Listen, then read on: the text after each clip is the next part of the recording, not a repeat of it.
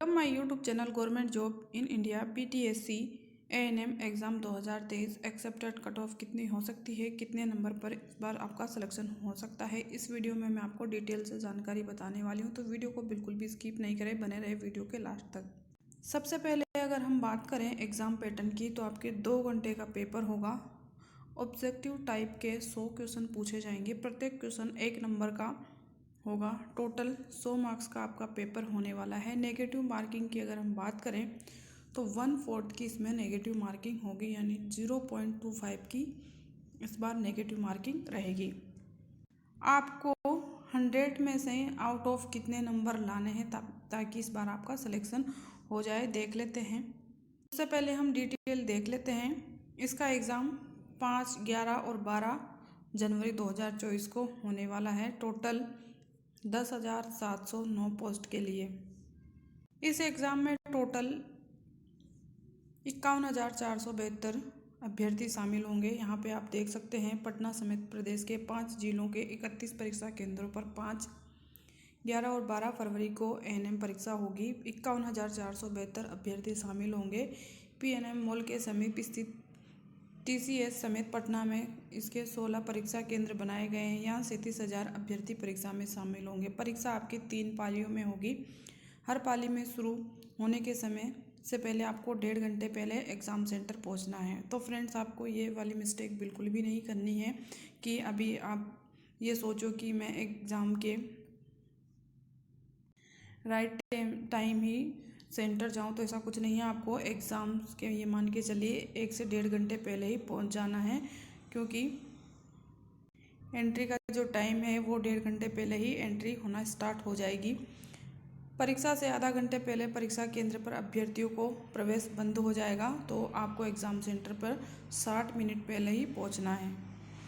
अब हम बात कर लेते हैं कि आपकी कट ऑफ कितनी रह सकती है, लेकिन उससे पहले हम कुछ डिटेल देख लेते हैं। सिलेक्शन प्रोसेस एएनएम के पदों पर नियुक्ति हेतु मेधा सूची निम्नलिखित रूप से तैयार की जाएगी, यानी आपकी जो मेरिट बनेगी वो किस तरीके से बनेगी वो देख लेते हैं। तो आपका जो एएनएम का कोर्स है उसके लिए आपको 15 अंक दिए जाएंगे। यहाँ पे आप देख सकते हैं उच्चतर कोर्स के लिए यदि हो तो GNM, BSc nursing, post BSc nursing व एमएससी नर्सिंग के लिए आपको 15 अंक दिए जाएंगे। इसके बाद में आपके बिहार राज्य के सरकारी अस्पतालों में संविदा के आधार पर कार्य अनुभव, यानी अगर आपके पास में एक्सपीरियंस सर्टिफिकेट है, आपने कहीं पे काम किया है, तो उसके लिए आपको 25 अंक दिए जाएंगे।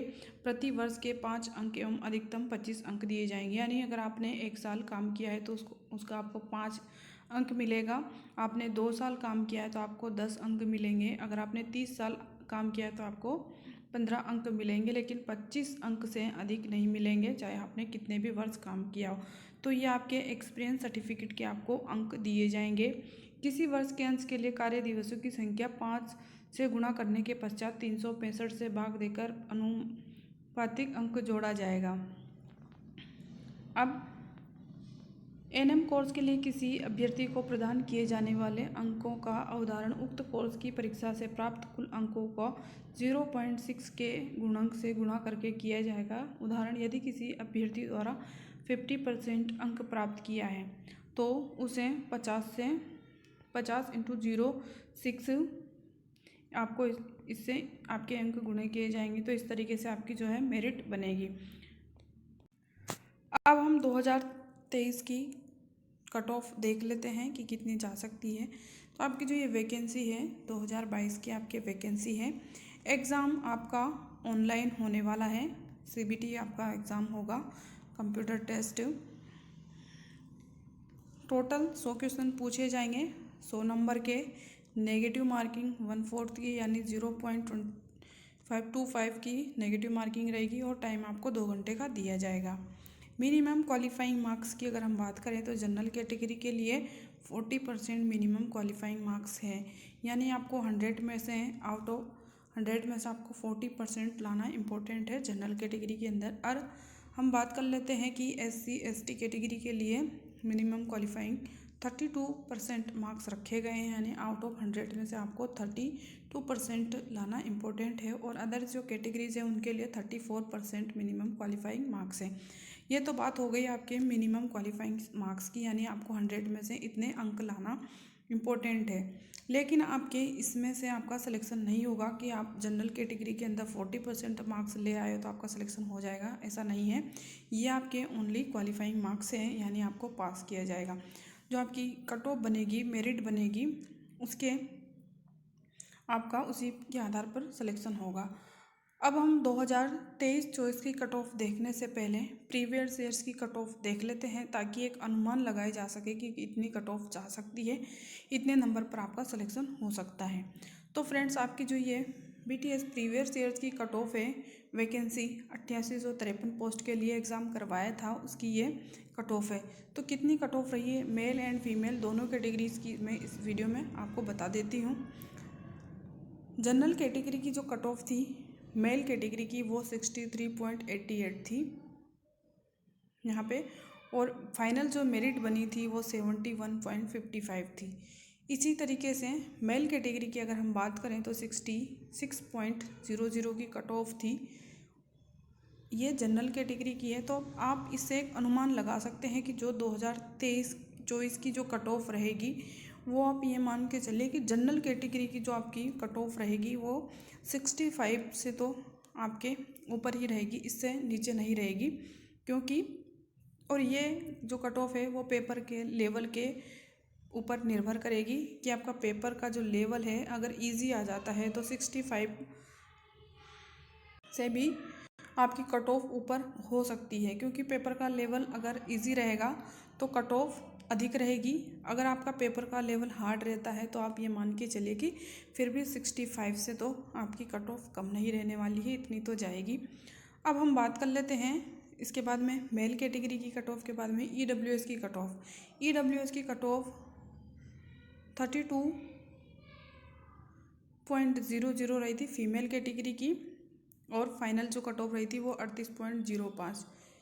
MBC की कट ऑफ फीमेल की 32 पॉइंट रही थी, और फाइनल जो कट ऑफ गई थी वो 44.19 रही थी। इसी तरीके से मेल कैटेगरी की कट ऑफ 42.07 रही थी। BC की कट ऑफ मेल कैटेगरी की 52.38, फाइनल 63.38 रही थी। SC की फीमेल की 32 और फाइनल भी 32 ही रही थी। ST कैटेगरी की फ़ीमेल की 32 और फाइनल भी 32 ही कट ऑफ रही थी। यहाँ पे SC कैटेगरी की मेल कैंडिडेट की कट ऑफ 83.98 थी। WBC की फीमेल कैटेगरी की कट ऑफ 49.20 रही थी, और फाइनल 60.85। और PH की कट ऑफ फीमेल कैटेगरी की 32.50 रही थी, और फाइनल 32 रही थी। PH की मेल कैटेगरी की कट ऑफ 43.43 रही थी, और FF की फ़ीमेल कैटेगरी की कट ऑफ 32 और फाइनल 34 रही थी। तो आपने यहाँ पे 2000 पहले वाली प्रीवियस ईयर्स की कट ऑफ देखी है, तो आपको कितने अंक लाना है आपने अनुमान लगा लिया होगा। तो अगर हम बेसिक देखें तो आप ये मान के चलिए कि जनरल कैटेगरी की अगर पेपर का लेवल थोड़ा सा हाई आ जाता है तो 65 से नीचे नहीं कट ऑफ रहेगी। तो आपको 100 में से ये मान के चले आपका जो स्कोर है वो आपको 65 प्लस लेकर के चलना है। आपको इतने क्वेश्चन आपके होने चाहिए, राइट होने चाहिए। नेगेटिव मार्किंग भी आपके इसमें 0.25 की है। अब आप जैसे कि आपने 70 क्वेश्चन किए हैं, 70 में से अगर आपके 20 क्वेश्चन गलत हो गए हैं तो अब आपके इसमें जो बने कितने नंबर आ गए आपके, ओनली 50 नंबर ही आपके बनेंगे, क्योंकि नेगेटिव मार्किंग में आपके नंबर कम हो जाएंगे। तो आपको ज़्यादा से ज़्यादा ये कोशिश करनी है कि अगर आपको आंसर नहीं आ रहा है तो आपको उसको छोड़ देना है, लेकिन नेगेटिव मार्किंग से आपको बचना है। तो आप ये मान के चलिए आपको जो स्कोर है वो 65 से लेकर के 70 के बीच में आपके नंबर आने चाहिए। अगर पेपर का लेवल इजी रहता है, पेपर का लेवल अगर हार्ड रहता है तो 65 जा सकती है। SC और ST कैटेगरी की अगर हम कट ऑफ की बात करें तो आपके 50 प्लस नंबर या 55 नंबर होना ज़रूरी है, इतने में आपका आराम से सिलेक्शन हो जाएगा। पेपर के बाद ही कट ऑफ का सही से अनुमान लगाया जा सकता है, क्योंकि अभी पेपर नहीं हुआ। ये प्रीवियस ईयर्स की कट ऑफ के आधार पर एक अनुमानित कट ऑफ है कि आपको इतने अंक लाना है एग्ज़ाम के अंदर। और एग्ज़ाम के अंदर आपको अगर कोई क्वेश्चन नहीं आ रहा है तो उसको सॉल्व नहीं करना है, नहीं उस पर टिक लगाना है, क्योंकि नेगेटिव मार्किंग में आपके सही क्वेश्चन से भी अंक काट लिए जाएंगे।